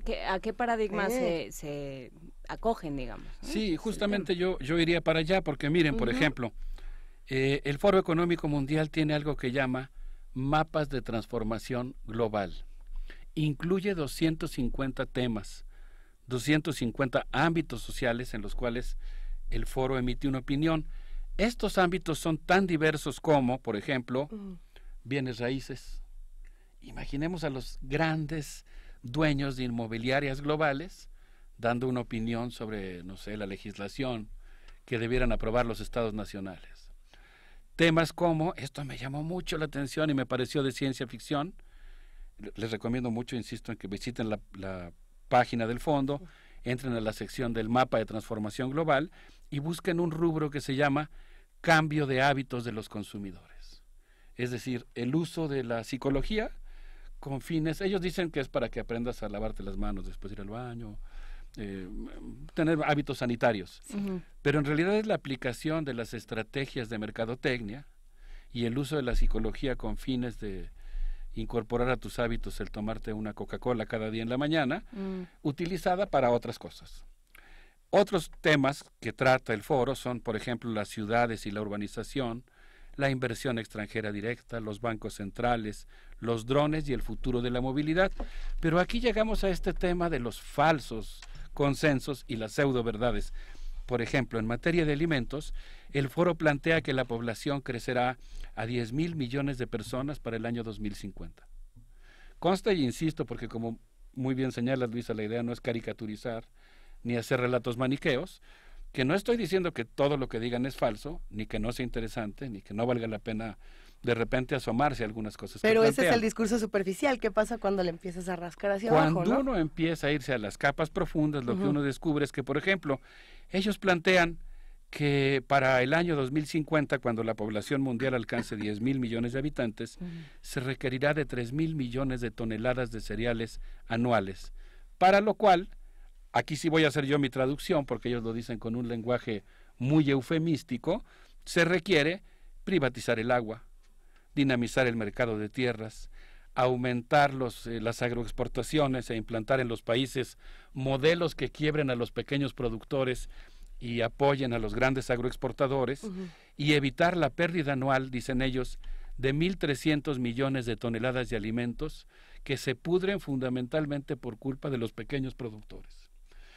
Nosotros hemos presentado aquí, quizá algunos amigos que hoy nos hacen favor de escucharnos no estuvieron en esa sesión, hemos hablado aquí, por ejemplo, de los métodos de cultivo utilizados en la selva lacandona por Sebastián Hernández, pensando en producir cultivos que fortalezcan la salud de la comunidad, su autosuficiencia, su autodeterminación, el poder comunitario, las redes locales y sobre todo que provoquen poca contaminación. Es decir, que en lugar de que tú tengas que comprar una fruta que se produce en Chile o en Madagascar, con todas las emisiones de gases invernadero que eso implica, pues compres una flor de Jamaica que se produce en tu pueblo. Sí. Bueno, este es el modelo contrario a eso. Y su diagnóstico no es que Walmart tira lo que caduca o etcétera. Su modelo es que la culpa la tienen los pequeños productores. Pero ¿quién lo propone? Peter Brabeck-Letmathe, quien es uno de los ejecutivos que encabeza el Foro Económico Mundial, es que está muy difícil de pronunciar. Sí. Y es el miembro del buró de directores de la empresa fundada por Henry Nestlé en 1886 y que actualmente es la productora y distribuidora más grande de bebidas y alimentos. Tiene 2,000 productos que se venden en 191 países del mundo. Es la empresa dueña de marcas como Maggi, Milo, Nescafé, Perrier, que cuenta con 418 fábricas en 81 países y tiene 430,000 empleados. Entonces, efectivamente no estamos satanizando, pero evidentemente el modelo de producción de alimentos, el sistema alimentario mundial que está proponiendo, pues dista mucho de ser el que propondría otra reunión en la que tuvieran participación los agricultores y los campesinos, o que fuera protagonizado por las universidades, críticas, digamos, o por el Foro Social Mundial, que desafortunadamente ha perdido un poco de ángel, pero que en su momento jugó un papel muy importante justamente como constructor de un polo de opinión alternativo. Es que a veces parece como una encrucijada, ¿no? Es como, a ver, alguien va a perder aquí, entonces o van a ser los pequeños productores o van a ser todos los empleados a ver, ¿cuántos empleados son? 430,000. Entonces, claro, lo que está proponiendo el Foro Económico Mundial es que el mundo funcione como un gran mall. Esta pesadilla plasmada por José Saramago en La Caverna, pues es una cosa que está siempre palpitando en Davos, y por eso yo pienso que hay que resistirnos de ese hechizo. Regresando de un poquito de música, si les parece bien, me gustaría hablar del tema de los robots y cómo fue planteado en el Foro Económico Mundial y cómo volvemos a encontrarnos con los robots esquiroles. Resulta que los robots se han utilizado durante mucho tiempo en los pisos de las fábricas para soldar y pintar. Y ahora también están haciendo hamburguesas ordenadas a medida, navegan a través de abarrotados vestíbulos de hoteles, saltan en los ascensores y entregan servicio a la habitación. Vamos a escuchar a Andrés Calamaro con su preciosa rola Alta Suciedad y después regresamos a seguir hablando de los robots esquiroles. Alta suciedad, basura de la alta suciedad. No se puede confiar en nadie más.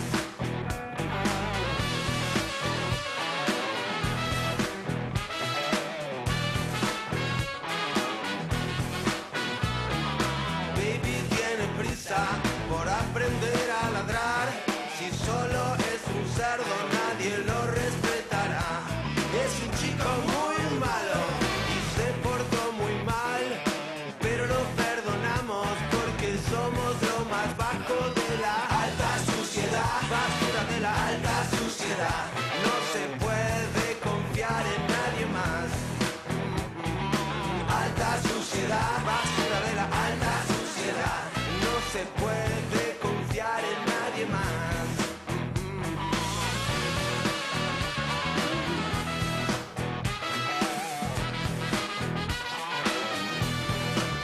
Señor banquero, devuélvame el dinero. Por ahora es lo único que quiero. Estoy cansado de los que vienen de amigos y solo quieren rellenarme el agujero. Por ahora no les debo ni la hora. Baby, me dice mi abogada que por ahora no ha pasado nada. Alta suciedad, basura de la alta suciedad. No se puede confiar en nadie más. Alta suciedad, basura de la alta suciedad. No se puede confiar en nadie más.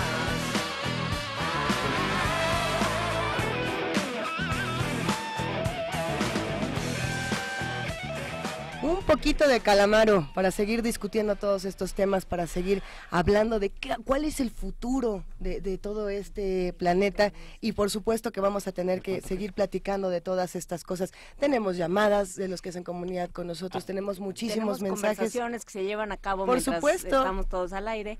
Saludos a Gina social, que acaba de entrar a hacer una pregunta. Y bueno, pues seguimos con este tema de Davos y de los robots, que son un tema, Alberto Betancourt, que desde hace muchos años, desde hace muchas décadas, preocupa a quienes se ocupan de los trabajadores y del bienestar de los trabajadores, porque, pues, en efecto, son esquiroles. Sí, yo recuerdo haber tenido el enorme privilegio y gozo de haber sido conducido por un grupo de amigos sindicalistas griegos que había yo conocido en Oventic y que nos llevaron a recorrer el puerto de Pireo, y así toda una cosa hermosa, ¿no? Bajar de la ciudad de Atenas, llegar al puerto de Pireo, que ahora lo compraron los chinos, y ahí nos llevaron a recorrer algunas de las fábricas donde se habían protagonizado los movimientos sindicales más álgidos del momento, y nos enseñaron una fábrica en la que las protestas se habían desarrollado fundamentalmente porque la tripulación de los barcos, los griegos, no tengo que decirlo, son marineros desde hace mucho tiempo, pero lo que asombra cuando uno tiene el gusto de tener amigos griegos es que todavía te invitan a navegar en velero y a irte haciendo una tablita con una sábana a la isla de Lesbos o la que corresponda. O sea, son realmente muy buenos para navegar. Y también pues hay un sector de la clase trabajadora que se dedica a contratarse en los barcos. Y este astillero que nos llevaron a visitar había protagonizado una gran huelga en contra de la automatización de los barcos. Porque pues si antes se requería, no sé, de una tripulación de 140 personas para mover un barco que va cargado de contenedores y va a viajar a no sé dónde, pues ahora con las computadoras se requiere de una tripulación de 30 marineros. Que ahí hay una discusión interesante, porque la idea hubo un momento donde existía la fantasía de la automatización, una cosa muy idílica donde el hombre se iba a poder dedicar a otras tareas de creación, de recreación, de ocio, de realmente aquello que el hombre puede hacer, ¿no? La poesía, el arte, la discusión, la filosofía, la política. Y de pronto no hemos llegado, o sea, esa fantasía nos resultó muy artera, nos mintió. Y estamos en este momento donde los hombres seguimos trabajando seguimos teniendo los mismos trabajos, pero ya nos los quita el robot y no hemos sabido entregarnos a lo que realmente los hombres pueden hacer. Sí, yo siempre recuerdo el pasaje, creo que es de la crítica al programa de Gotha que escribió el gigante de Treveris, Carlos Marx, cuando habla de una vida más humana, ¿no? Una historia humana, ¿no? Que termina la prehistoria, comienza la historia propiamente humana, y habla de un hombre renacentista que puede pintar en la mañana, dedicarse a la poesía, etcétera. En un cierto sentido, sé que Marx está hablando de algo mucho más profundo, nada más retomo el ejemplo para decir algo que me viene a la mente a veces cuando tomo un celular. Pues ahí tienes todo para ser cineasta, poeta, escribir haikus, sacar fotografías y volverte en cierto sentido un hombre renacentista, ¿no? Obviamente, como bien dice Adorno, eso entra en contradicción, tu libertad artística, con la falta de libertad del mundo real, de este mundo empresarial dominado por grandes empresas que no se caracterizan justamente por otorgarle la libertad a los trabajadores o por promover la libertad humana. Y regresando al tema de los robots, el Foro Económico Mundial dice que los robots de Amazon y Kiva desplazan a trabajadores en muy diversas áreas. Hay robots buzos y astronautas. Hay robots laborando en la Estación Espacial Internacional, robots rescatistas para sacar heridos en Fukushima. Los robots de la empresa Rakuten entregan pedidos en un campo de golf, y hay otros que interpretan rayos X e imágenes de resonancia magnética. Por ejemplo, cita aquí es donde te digo que cuelan cosas que son impresionantes, porque dice que la Agencia de Proyectos de Investigación Avanzada para la Defensa, DARPA, nada más y nada menos que la empresa que creó Internet. La empresa, no, la institución que forma parte de la Secretaría de la Defensa de los Estados Unidos, que creó Internet. Esta institución ha creado en su área, que se llama Retos Robóticos, está desarrollando robots que habrían sido capaces de salvar vidas durante el desastre nuclear de Fukushima. Obviamente da emoción pensar en un robot rescatista, pero estamos hablando de un área de la inteligencia artificial que está más bien vinculada con temas de defensa. La inteligencia artificial y los robots no solo realizarán trabajo físico, las computadoras ya están realizando tareas críticas como la lectura de películas de rayos X y las imágenes de resonancia magnética. La inteligencia artificial está ayudando incluso en el asesoramiento financiero. Los robots, dice este espacio del Foro Económico Mundial, piensan más rápido y con mayor precisión que las personas. Y estaba yo así buscando cómo contactarme con alguna brigada de historia cero, digamos, una brigada cyberpunk que tuviera un pensamiento libertario en relación a estos temas. Ojalá que así como hay robots esquiroles, también haya robots que estén ayudando en la lucha social. Los hay. Pero estaba yo en eso cuando de pronto así estaba pensando en una brigada que se llame William Gibson, ¿no? Algo así. Y que cuestione el dominio de las transnacionales y en materia robótica, ¿no? Y el uso de la inteligencia artificial para quebrar los sectores industriales. Cuando leí en el periódico El Financiero que culpaba del bajón en la bolsa de valores que ocurrió antier, que ocurrió el lunes, a los robots. Y decía que lo que pasó es que casi al final de la jornada, buena parte de las empresas que hoy realizan inversiones lo hacen con procesos automáticos y entonces los robots rápidos, digamos, son cargadas capitalistas de venta o compra de acciones provocadas por robots.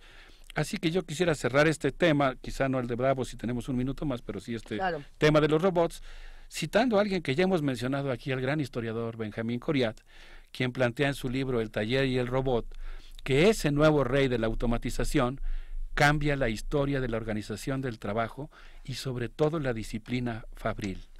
Trastoca la competencia y las estrategias de valorización del capital y finalmente introduce la mecatrónica como fuerza productiva que reduce el esfuerzo, aumenta las posibilidades, pero sobre todo reconfigura las fuerzas del trabajo.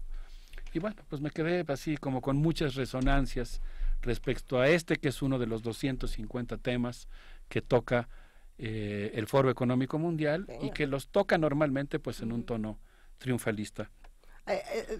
Pensando, por ejemplo, en qué robots, en qué tecnologías sí están al servicio de, no, es que no quiero decir la palabra anarquía, porque no por ahí, sino al servicio de...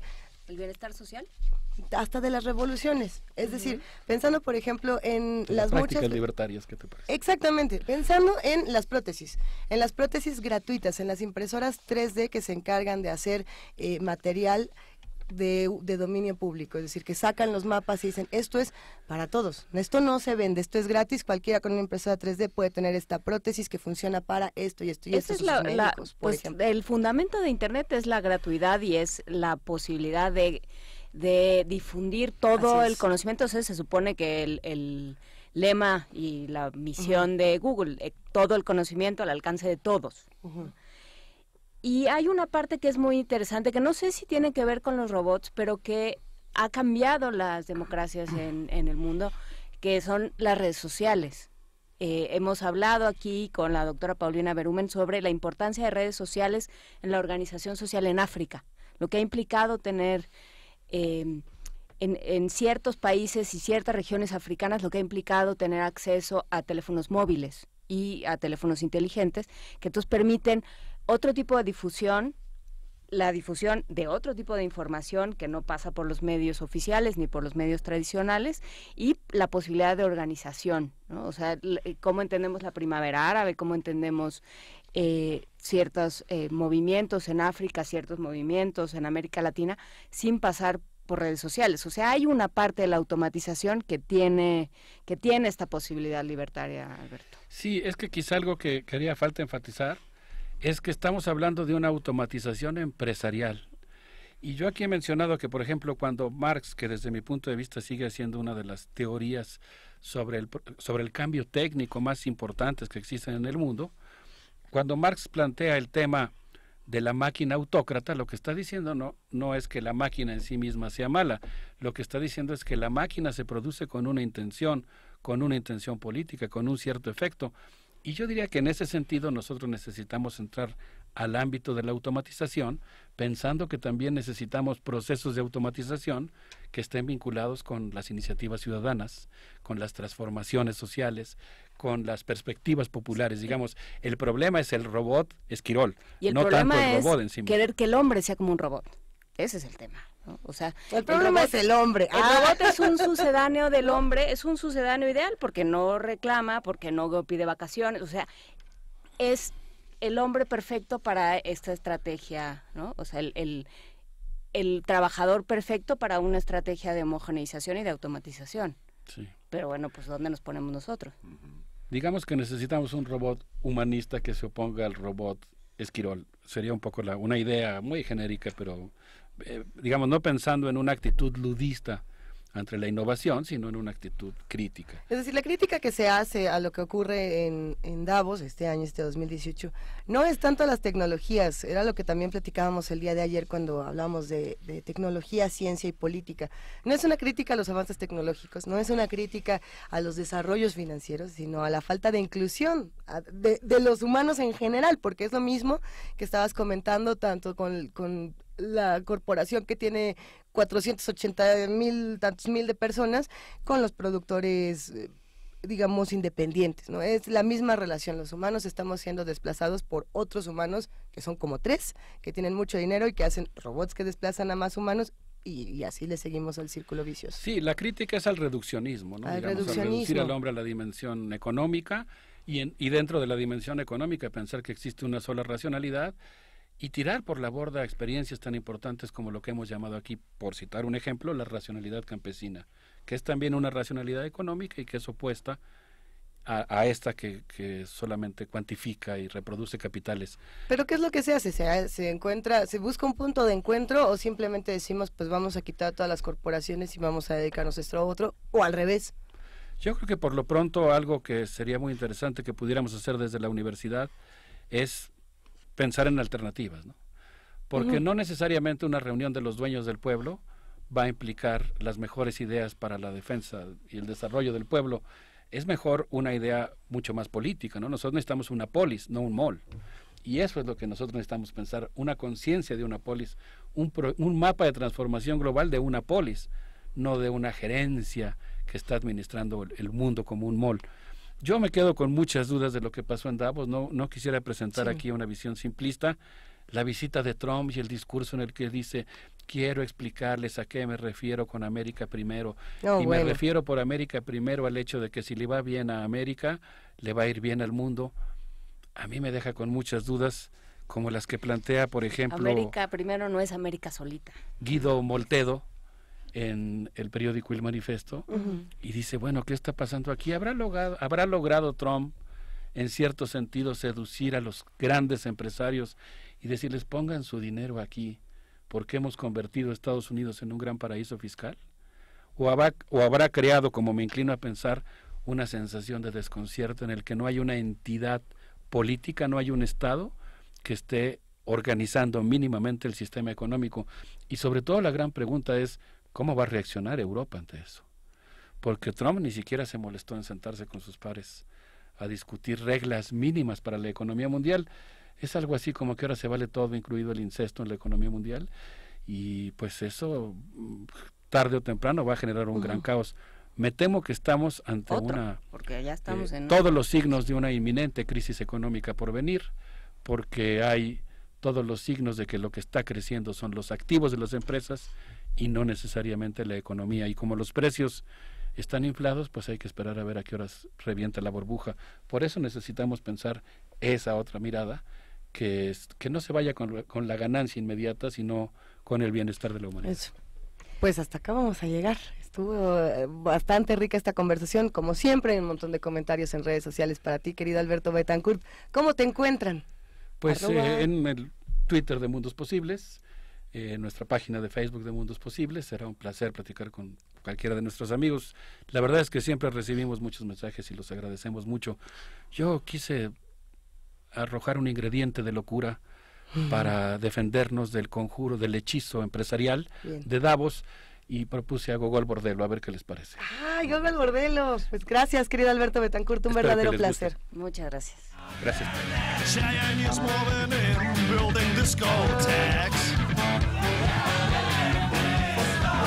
Trans-Siberian sex toys and whatnot. Oh, well, at least it's something different from what they got in every other airport. Я не еврей, но кое-что похоже соврать не даст ни Юра, ни Сережа. Simply because I'm not a tunnel casual. Да я судья Деркач, ну так что же? I travel the world looking for understanding of the times that we live in, hunting and gathering first-hand information, challenging definitions of sin. I travel the world looking for lovers of the ultimate beauty, but never silly.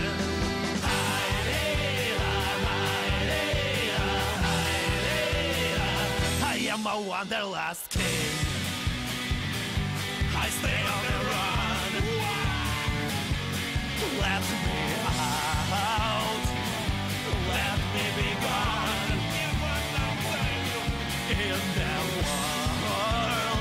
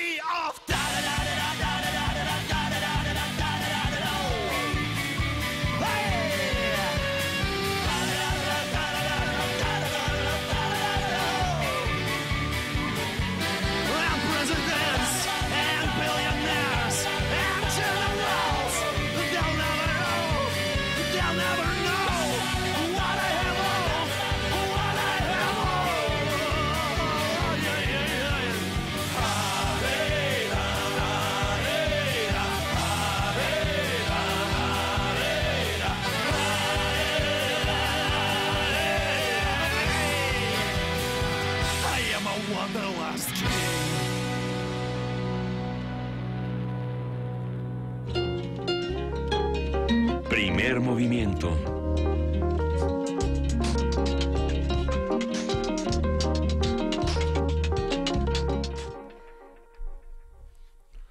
De la mañana con 50 minutos y ya estamos en la última parte de este programa, Luisa Iglesias. Sí, ya casi terminamos, tenemos todavía mucho que discutir, muchas cosas que regalar. Ahora sí, podemos regalar ya el Ahora último sí disco. podemos regalar el disco. A ver, dice Frida que no podemos regalar el disco. ¿Lo regalamos mañana? Que ya se va a quedar para mañana, que platiquemos de otras cosas. Recuerden que mañana es viernes de complacencias. Si quieren escuchar algo, si quieren participar en este espacio que está abierto, por supuesto, está hecha la invitación. Que quieren escuchar, el espacio de poesía necesaria también está abierto a todos ustedes que quieran participar. Y bueno, pues mañana tendremos complacencias. Mañana tendremos muchas complacencias, @PMovimiento, /Primer Movimiento UNAM. El teléfono es el 55 36 43 39 y habrá muchísimo que discutir. Por supuesto que leemos todos los mensajes que nos envían y agradecemos a todos los que nos hacen recomendaciones. Por aquí, además, lo bonito es ver cómo la comunidad se va conectando unos con otros. Por aquí Mayra Elizondo dijo que se había enfermado al principio del programa y de pronto ya todo el mundo le empieza a escribir directamente a ella, oye, mejórate, te mandamos un apapacho. A Tania Mafalda, de igual manera, muchos lo escuchas también, que son cuates entre ellos, eso es un hecho, ya se empiezan a mandar el mensajito, y siempre da gusto poderlos estoquear. Estoquear no es una palabra, ¿verdad? Espiar. Acechar. No, bueno, es que no los estamos... Pues sí, un poquito. Sí, un poco los sí. Observamos a través de redes sociales y siempre nos da muchísimo gusto. Entonces siempre sí, no, bueno, ahorita platicamos de este disco que tenemos aquí entre manos. También queremos invitarlos a que revisen todas las cosas que se están haciendo desde Cultura UNAM. Nos escribieron para preguntarnos qué había pasado con este Premio Internacional de Dirección de Orquesta UNAM, que cómo lo encontraban. Y Juana ya la dijo al final de su intervención, que era en www.culturaunam.unam.mx. No es lo único que aparece en esa página, aparece todo lo que se hace desde Cultura UNAM, un montón de invitaciones a museos, a exposiciones, a presentaciones, todas de la UNAM, y es una oferta bastante rica. Pero bueno. Sí, buscaremos una conversación con Fernando San Martín de María de Campos, que es el director, el titular de la Dirección General de Música de la UNAM. Vamos a platicar con él sobre este concurso. Creo que vale la pena, todavía estará bastantes días más la convocatoria, entonces valdrá la pena conversar con Fernando y con la gente de la Dirección de Música. Hasta el 27 de abril está abierta la convocatoria para los que estén interesados. Le mandamos un gran abrazo a Refrancito, otro a Carlos, a Rocío Castillo, a Luis Méndez, a Miguel Ángel G. Mirán. Miguel Ángel G. Mirán luego manda unos tweets que, a ver, Miguel Ángel, otro día me lo explicas, pero ¿qué es lo de Robot Esquirol Terminator, Robot Humanista Terminator 2? Creo que tienes que haber visto las películas y tenerlas frescas para entender la referencia. No, bueno, o sea, sí lo entiendo. A ver, bueno, no, ni siquiera me voy a detener a hablar de las locas aventuras de Sarah Connor, pero sí, en la primera de Terminator casi ni aparece. Arnold Schwarzenegger, el androide, casi no aparece y es el malo malísimo. Y se vuelve humanista porque después quiere mucho al hijo de Sarah Connor y lo cuida, ¿no? ¿A eso te refieres, Miguel Ángel Gemirón? Porque si no... Yo creo que sí. Si no entendimos este tuit. A ver, le mandamos otro abrazo a Alejandro Bolaños, por supuesto que a Cecilia Figueroa, a Carlos Ortiz, César Alberto. Hay muchísimos mensajes, gracias a todos los que nos escriben. Estén atentos porque sí vamos a regalar más música. Tenemos por aquí el disco, este era el último disco que íbamos a regalar el día de hoy, querido Miguel Ángel. Sí, hay una edición especial limitada de 35 años de rock con Kenny y los Eléctricos. Así es. Y vamos a escuchar... Tú me quieres cotorrear. Sí, es... Está la versión punk de Tú me quieres cotorrear. Se la podemos... No digo que tú me quieras cotorrear, digo que así se llama la canción. La canción que vamos a escuchar es de A. Lara y se llama Piensa en mí. Eso. Pues con esa nos vamos a despedir. ¿Agustín Lara? ¿No? ¿Ese A. Lara no es Agustín Lara? No, es A. Lara. Ese es el crédito. ¿Piensa en mí? Pues ha de ser Agustín Lara, ¿no? Pues yo creo que sí. Pues a ver, es una relectura de Agustín Lara. Vamos a escucharla y vamos despidiendo este programa. Nos escuchamos mañana de 7 a 10. Regresamos para despedirnos bien.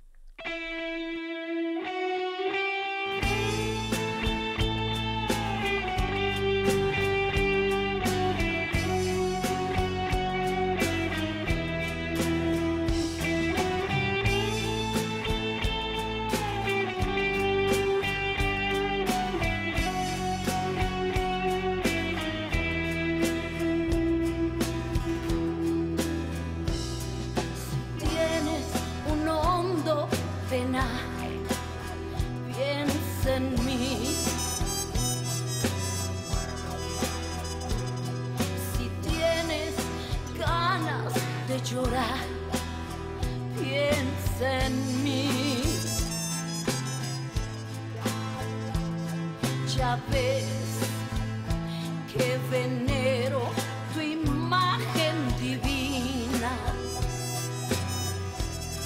tu párvula boca que siendo tan niña me enseñó a pecar.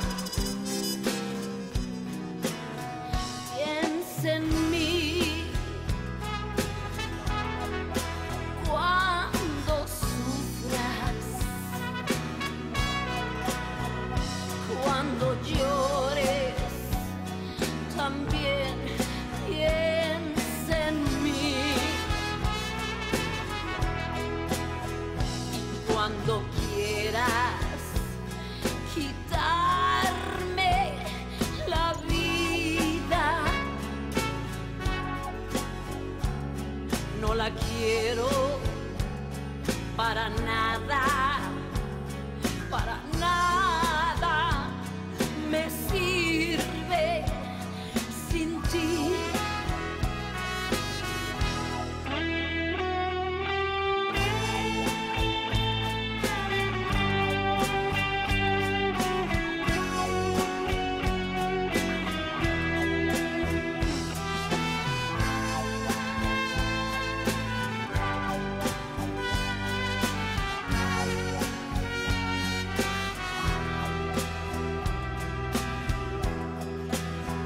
Piensa en mí cuando sufras y cuando quieras también piensa en mí.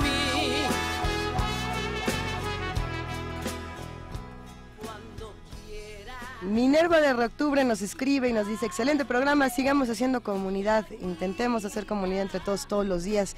Y bueno, ahora sí ya nos vamos. Esto fue de Kenny Los Eléctricos, por supuesto. Que, De Agustín Lara. pues Piensa sí, en mí. pues sí. Escuchen este disco, si no me equivoco ya se encuentra en internet. Ya hemos ¿Estoy viendo comprado. a Vania Nuche o todos lo están viendo? Vania, ¿estás ahí? Vania. Hola Vania Nuche, ¿cómo estás?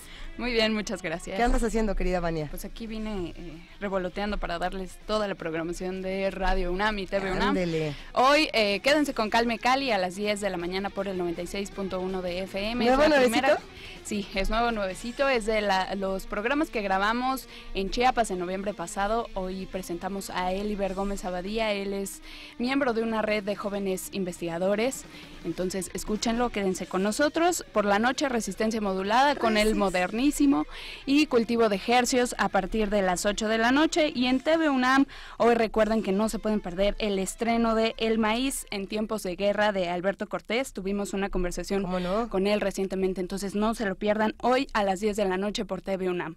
Visiten nuestras páginas de internet y nuestros podcasts y escúchenos mañana. Mañana. Muy buen día. Tenemos un bonito radioteatro. Hasta mañana, Vania Nuche, ha Hasta sido un mañanas. gusto. Mañanas ya nos vamos, nosotros de aquí de Primer Movimiento, pero se quedan con su programación habitual de Radio UNAM. Nos escuchamos de 7 a 10 de la mañana. Todavía nos queda un día más, un viernes para cerrar esta semana con tantas emociones, todas hechas bolas. Sin duda. Pues muchas gracias, querida jefa de información. Sí, nos vamos con nuestras emociones hechas bolas. Pues sí. Una muy buena, sí, es un muy buen diagnóstico. Si no, ¿cómo se nos van? Pero es saludable de pronto tener las emociones hechas bolas. Yo creo, para que se vuelvan a acomodar de una manera quizá mejor. Jefa de información, Juana Inés de esa, muchísimas gracias. Gracias, querido Miguel Ángel Quemain. Gracias a las dos, a Juana Inés y a Elisa. Esto fue Primer Movimiento. El mundo desde la universidad.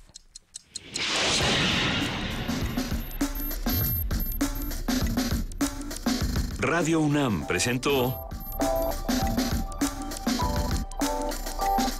Primer Movimiento. El mundo desde la universidad.